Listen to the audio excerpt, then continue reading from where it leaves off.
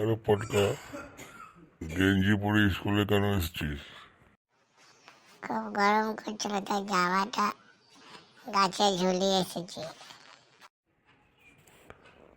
তো তুই নিজে ঝুলে থাকতে পারতিস, স্কুলে এলি কেন? আজকে পরীক্ষা আছে স্যার, তাই জন্য। স্যার মিথ্যা বলছে। ঠিক আছে, আমার দুটো কথা প্রশ্ন উত্তর দিলে তোকে কিছু বলবো না, তো কান ধরে দাঁড়িয়ে থাকতে হবে তোকে। ঠিক আছে বলুন। আকাশে চাঁদ পুরো গোল থাকলে কি বলে? গোল চাঁদ বলে স্যার। সে তো আমিও জানি। তাহলে চৌকো চাঁদ বলবো। হাতের ছাড়া ভালো করে পড়ে আসিস কি? বাকিরা কেউ পারবে? আমি পারবো স্যার। বল তো।